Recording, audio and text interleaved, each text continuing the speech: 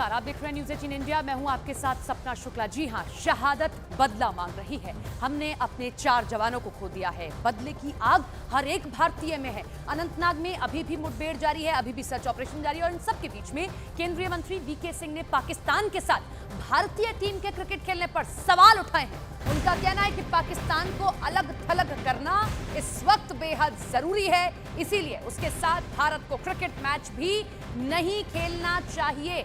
ये बड़ी खबर आप देख रहे हैं। जिस तरीके से पाकिस्तान से आए आतंकियों ने ये पूरे हमला किया और इस तरीके से अभी भी वहां पर छुपे हुए हैं, खुफिया एजेंसी से ये जानकारी मिलती है कि वो वहां पर छुपे हुए हैं। उसके बाद अब केंद्रीय मंत्री वीके सिंह ये बड़ा बयान दे रहे हैं। क्योंकि जब तक हम अलग थलग नहीं करेंगे पाकिस्तान को, नहीं तो उनके लिए बिजनेस एज नॉर्मल। हाँ जी ठीक है, बॉलीवुड वाले आ जाएंगे हमारे यहाँ, क्रिकेट मैच खेलने वाले आ जाएंगे हमारे यहाँ, सब ठीक है, चंगा है जी, कोई दिक्कत नहीं है। वही मैं कह रहा हूँ कि अगर उसके ऊपर दबाव डालना है तो उसको अलग थलग करना पड़ेगा। उनको पता चलना चाहिए कि आप नॉर्मल चीज़ों के अंदर हमारे साथ रिश्ता तब तक नहीं कर सकते जब तक आप खुद नॉर्मल नहीं हो।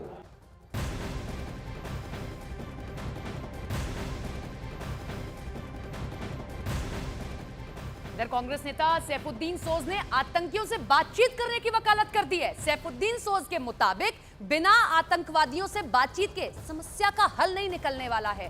तो कांग्रेस नेता इस बात की वकालत कर रहे हैं कि आतंकियों से अगर लड़ना है तो आप बातचीत करिए, उनके मन को जानिए। इन मिलिटेंट्स के साथ भी बात होनी चाहिए। आखिर तुम्हारे दिमाग में क्या इज़्तिराब है? अभी नाराज हो जाएंगे बीजेपी कि जिन्होंने मारा है ये लोग कहते हैं उनसे बात कीजिए। जब तक आप उनके दिमाग तक नहीं रसाई करेंगे, क्या तकलीफ़ है उनको वो बताएंगे। और ये सारी जो है ना फ़ज़ा ख़राब हो गई है, ये अमन की तरफ लौटेगी। बातचीत का दरवाज़ा खुलना चाहिए।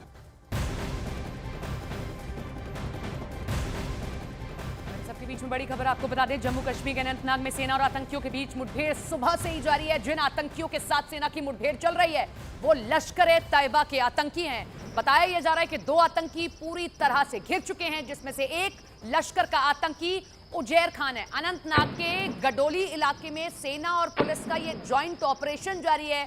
कल आतंकियों के साथ हुई मुठभेड़ में 3 ऑफिसर शहीद हो गए, जिनमें 19 आरआर के कमांडिंग ऑफिसर, सेना के एक मेजर, जम्मू कश्मीर पुलिस के डेप्यूटी एसपी शामिल हैं। सूत्रों के हवाले से खबर है कि आतंकियों की मौजूदगी की पुख्ता जानकारी मिलने के बाद ही सेना ने ऑपरेशन लॉन्च किया।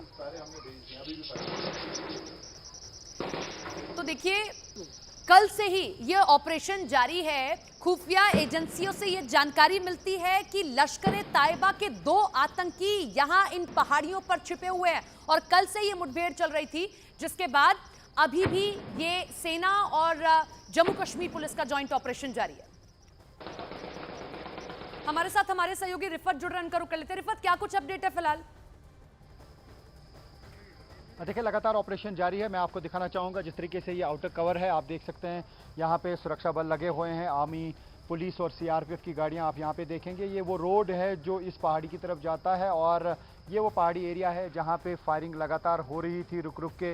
ये वो स्पॉट है जहाँ पे कल पहला कॉन्टैक्ट हुआ है, यानी मिलिटेंटों ने जो अंधाधुंध फायरिंग की आर्मी और पुलिस के ऑफिसर्स पे, यही वो स्पॉट है जो आपको यहाँ पे विजुअल्स में दिख रहा है। तो इसी पहाड़ी के इर्द गिर्द हर तरफ से ऑपरेशन लॉन्च किया गया है। भारतीय सेना, सीआरपीएफ और पुलिस इस ऑपरेशन को अंजाम दे रही है।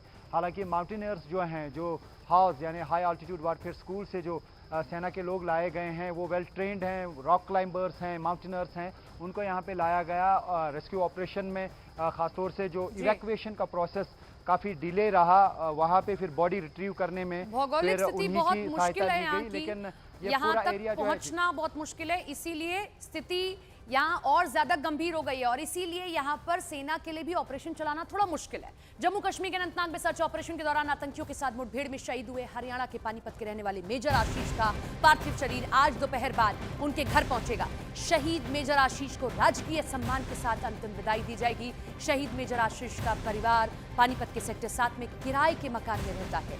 आशीष के रिश्तेदारों का रो रो कर बुरा हाल है। तो जम्मू कश्मीर के अनंतनाग में लगातार जो ये मुठभेड़ चल रही है, इसमें हमने अपना हरियाणा का एक वीर सपूत खो दिया है। हरियाणा के पानीपत के रहने वाले मेजर आशीष का पार्थिव शरीर आज दोपहर बाद उनके घर पहुंचेगा।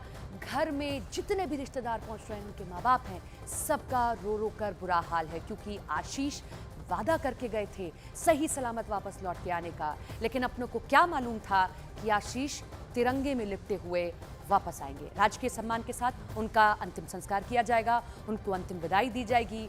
परिवार का रो रो कर बुरा हाल है, परिवार गमगीन है और हर कोई इस वीर को सलाम कर रहा है। आतंकियों से लोहा लेते हुए उन्होंने अपनी जान गंवा दी। जब से खबर उनके परिवार तक पहुंची है, रो रो कर लोगों का बुरा हाल है। आशीष के जीजा जी सुरेश हमारे साथ हैं। सुरेश जी, बहुत दुख की घड़ी है, कैसे जानकारी मिली, कैसे ये खबर आपके पास तक पहुंची? कल सबसे पहले उनके यूनिट से उनके किसी दोस्त का फ़ोन आया था कि भाई यहाँ मुठभेड़ हो रही है और आशीष काफ़ी इंजर्ड हो गया है।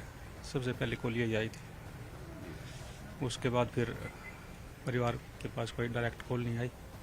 मीडिया से फिर शाम को पता लगा कि भाई बस शहीद हो चुके हैं। उनका एक बच्चा भी है, पत्नी ज्योति हैं और 3 बहनों में अकेले भाई थे। घर में किस तरीके से उनका आपस में सबसे मेल जोल था, जो अब बीच में नहीं है, तो बस याद करने के लिए? वो बहुत हंसमुख था, बड़े मजाकिया स्वभाव था। जब भी वो आता था तो अपनी बहनों को अपने पास बुलाता था, उनके साथ आउटिंग पे जाता था। भाई मैं 3 दिनों बाद आया हूँ, बल्कि वो खुश होते थे भाई हम बाहर का खाना खाएंगे। वो कहता नहीं, मैं घर का खाऊंगा। घर से खाना खा के तब उनको लेकर डिनर करवाने जाता था या बाहर घूमने जाता था। सबसे मिल के रहता था। उनकी मेजर बनने की जो कहानी है, वो कहते हैं कि बचपन में जैसे पुलिस चोर सिपाही का जो खेल बच्चे खेलते हैं, और चाचा भी एयरफोर्स में थे, तो कहीं ना कहीं घर से प्रेरणा मिली कि देश के लिए काम करना है, देश सेवा में जाना है। हाँ जी, वो अपने चाचा से इंस्पायर थे ज़्यादा। उन्हीं को देख के ही उन्होंने ये सोचा था, उनका एक सपना था कि भाई मैंने डिफेंस में ही जाना है। उनका जो कजन ब्रदर है वो भी मेजर है आर्मी में, तो यही सोच के वो गया था कि उसका शुरू से सपना था कि मैंने आर्मी में जाना है। मानव हमारे साथ लाइव जुड़ रहे हैं मेजर आशीष के घर से। शहीद मेजर आशीष, मानव बहुत मुश्किल घड़ी है, ऐसे में वहाँ से रिपोर्टिंग भी करना, कुछ भी बताना। अब शहीद मेजर आशीष की सिर्फ यादें रह गई हैं, परिवार वालों का रो रो कर बुरा हाल है। कब तक पार्थिव शरीर पहुंचेगा, कोई जानकारी? देखिए, ताज़ा अपडेट ये है कि उनके ऐसे कयास लगाए जा रहे थे कि उनका पार्थिव शरीर आ जाना है, लेकिन जो सरकारी जानकारी है, जो जिला प्रशासन की तरफ जानकारी ये दी गई है कि उनका पार्थिव शरीर कल पहुंचेगा और बाकायदा जो राजकीय सम्मान जिस तरीके से होता है वो उस तरीके से अंतिम विदाई दी जाएगी। और सबसे बड़ी बात यह है कि आशीष ने एक घर बनाया अपने बच्चों के लिए, अपने बूढ़े माँ बाप के लिए, और फिलहाल उनका जो परिवार है वो किराए के घर में रहता है, लेकिन जो घर बनाया, अब उस घर का उनको गृह प्रवेश अपने जन्मदिन वाले दिन 23 अक्टूबर को करना था। कल अंतिम विदाई भी उनको उसी घर से दी जाएगी। फिलहाल हम आपको तस्वीरें दिखा रहे हैं अंदर की, जहां पर अभी सेना के कुछ अधिकारी, सेना के कुछ जवान पहुंचे हैं परिवार को सांत्वना देने के लिए, उनका ढांढस बंधाने के लिए। और लगातार इस तरीके से अभी जो फिलहाल जवान पहुंचे हैं, ये आशीष धौचक की जो 19 राष्ट्रीय राइफल बटालियन है, उसी के कुछ जवान हैं। कुछ अधिकारी अंदर पहुंचे हुए हैं जो परिवार के साथ उनके साथ बैठे हुए हैं। तो लगातार लोग यहाँ पर पहुँच रहे हैं। और एक ऐसा बेटा परिवार ने खोया है जो इकलौते थे 3 बहनों में, और माँ बाप के सहारे थे, और सभी के बहुत प्यार थे, सभी उनको बहुत लाड प्यार करते थे। और ऐसे में उनका चला जाना एक परिवार के ऊपर दुख का पहाड़ टूटने जैसा है। तो गमगीन हैं सभी लोग। सबसे ज़्यादा हालत जो हम देख पा रहे हैं, उनके पिताजी का बहुत रो रो के बुरा हाल है। कोई भी अगर आता है, उनके गले लगता है, तो वो फूट फूट के रो पड़ते हैं, क्योंकि एक जवान बेटे को भरी जवानी में खो देना एक परिवार के लिए बहुत बड़ी क्षति है, और शायद इस क्षति को ये परिवार कभी पूरी नहीं कर पाएगा।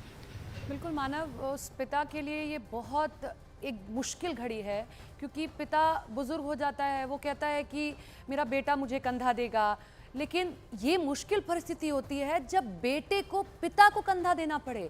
और पिता जो इकलौते बेटे का एक पिता है, उसके पीछे 3-3 बहनें हैं, बच्चा है, सबको छोड़कर शहीद मेजर आशीष चले गए।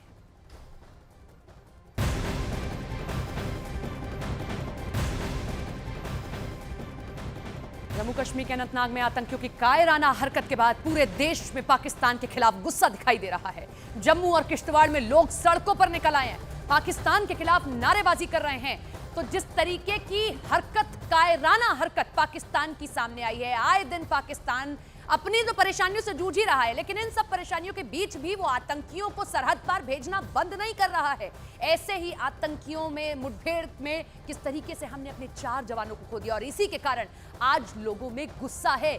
लोग चाहते हैं कि बदला लिया जाए, शहादत का बदला हो और माकूल जवाब दिया जाए पाकिस्तानियों को कि फिर से वो ऐसी हरकत करने की कोशिश ना करें।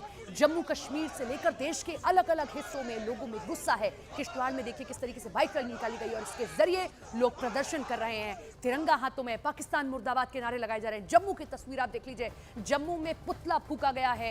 ये बीजेपी के यूथ कार्यकर्ता हैं, ये भी इस तरीके से नारेबाजी कर रहे हैं, गुस्सा जाहिर कर रहे हैं। और आमतौर पर गुस्सा आएगा जिस तरीके से पाकिस्तान एक तरफ तो अपनी कंगाली से जूझ रहा है, लेकिन दूसरी तरफ इस बात में अभी भी वो पीछे नहीं है कि यहां आतंकियों को भेजा जाए।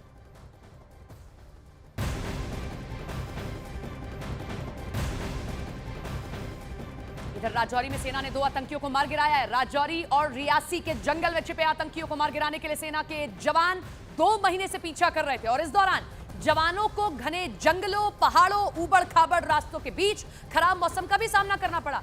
इन सब के बावजूद अब तक सुरक्षा बल 5 आतंकियों को ढेर कर चुके हैं। इसके पहले मंगलवार को भी एक आतंकी ढेर किया गया था। कल हुई मुठभेड़ में सेना के एक जवान रवि कुमार शहीद हो गए, जबकि ऑपरेशन के वक्त मौके पर मौजूद फीमेल डॉग कैंट ने भी कुर्बानी दे दी। दोनों को राजौरी में श्रद्धांजलि दी गई। मारे गए दोनों आतंकियों के कनेक्शन पाकिस्तान से थे, इसके कई सबूत भी उनके पास से मिले हैं। सामान उनके पास से मिला है जिस पर पाक का निशान दिखाई दे रहा है। आतंकियों के पास से पाकिस्तान के मार्क वाली दवाएं भी मिली हैं बड़ी मात्रा में।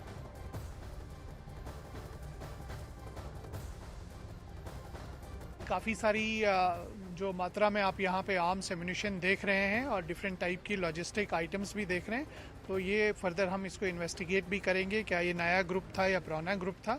बहरहाल फोर्सेस के लिए एक बड़ी कामयाबी है और इस इलाके में अमन के लिए ये एक बहुत बड़ा कदम साबित हो सकता है।